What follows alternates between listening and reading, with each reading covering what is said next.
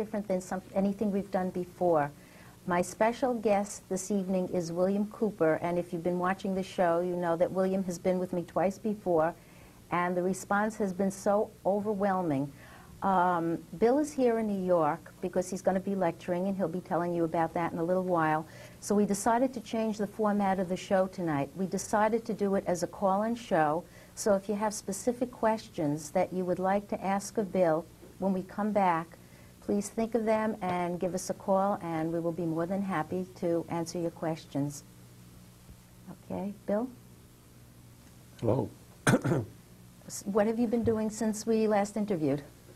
Well, I've been working on the second volume of the two-volume set of Behold a Pale Horse. Maybe I should just show this. Last time we interviewed Bill, he was showing, he was first putting out his book, Behold a Pale Horse. Volume 2 follows it directly? Well, when it's finished, I'm in the process of still writing it and compiling the information. Also, I've just completed a dream, really. I'm on radio now, have my own show. Monday, Tuesday, and Wednesday nights from 9 to 10 p.m. Central Time on satellite. Anybody with a dish can download it. Any radio station with a dish can download it and anywhere in the world. In the world, and play it on their on their own airtime, and there's no charge to them whatsoever. And I'm doing this to try to educate the American people. It's on SpaceNet 2, Channel 7, 7.5 audio for those who have satellite dishes, and the first show will air on May 4th, Monday, May 4th. That's just a week away? Yes. So is it a call-in show, or it's, you know, no, talk show? it's not going to be a call-in show for a while. It's going to be an educational program. Okay, now why did you come to New York this time? Well, number one, you invited me. Okay. Number two, well, there's been a lot of people from the northeast coast who wanted me to come and talk. And I have an awful lot of research material that needs to be delivered to the people here. And that's what I'll be doing Sunday. Sunday, Bill will be at the Universalist Church, Central Park West and West 76th Street, for those who want to come out to see him. I got involved with Bill's project I don't know, about 3 months ago, and I thought, gee, maybe there'd be some response to him coming out. The response has been so overwhelming. I mean, I'm amazed. They love you. The material must be good and the information must be correct. Well, what we'd like the audience to do now, if they will, would be to call in if they have any questions, and we will be more than happy while we talk to answer your questions. Besides, well, coming into New York, where else have you been lecturing? Oh, gee, since we last talked, I've been in Seattle, Washington, Salt Lake City, Utah, Atlanta, Georgia. I've been in San Diego. I've been all over the country, actually, and we'll be in Orlando, Florida soon, Santa Fe, New Mexico. Excuse me 1 second. May I help you? Yes?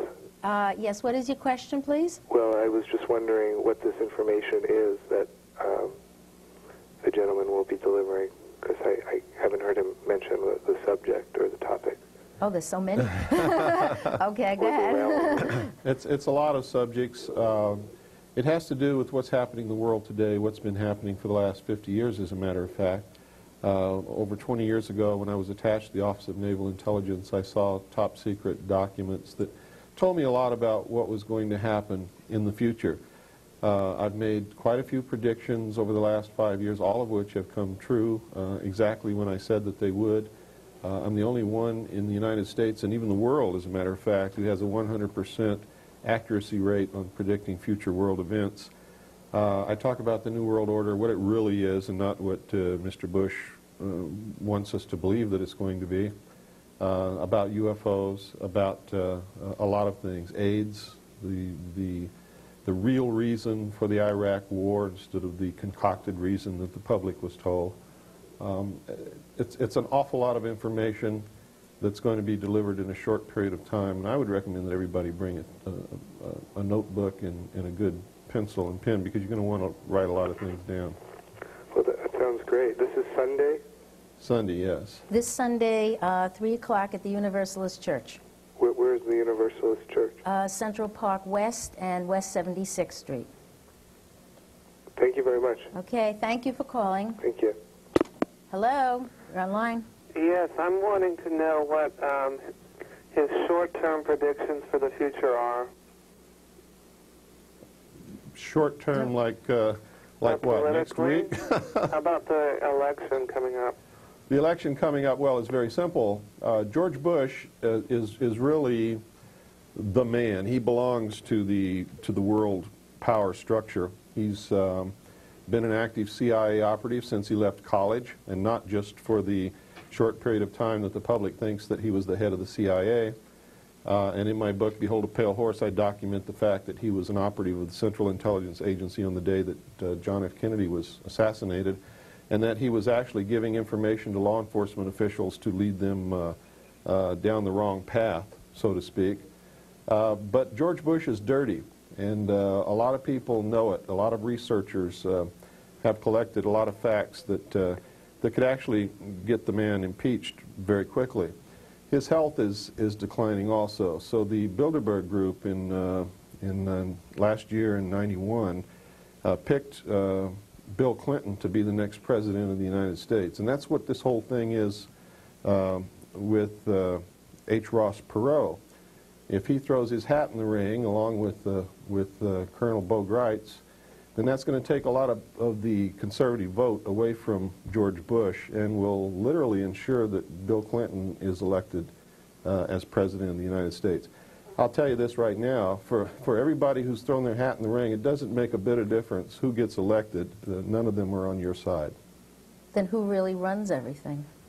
Well, it's not who anybody thinks it is. It's like Disraeli said, you know, a couple of centuries ago. The people that the public see as the leaders of their country are not the ones who are really leading at all. They're the puppets to take the attention of the public and the wrath of the public if need be. Okay. Are you saying that George Bush then is not going to be our president, next president? If H. Ross Perot actually throws his hat in the ring and actually runs for president, George Bush will not be the next president, no. Bill Clinton. I can't agree with that. I can't buy that. I'm sorry, I can't buy that. Just got to wait and see, I guess. Well, you'll have to see what happens to the conservative vote when H. Ross Perot throws his hat in the ring. He's going to capture most of the conservative vote. It'll split the Republican Party down the middle, and they won't have a chance against the United Democratic Party. All you've got to do to know that is just read the daily newspaper. Okay, I don't really rely on the newspapers for information. Do you? Ma'am, when the elite of the world are talking, they talk through the New York Times. And when they're talking, you better listen.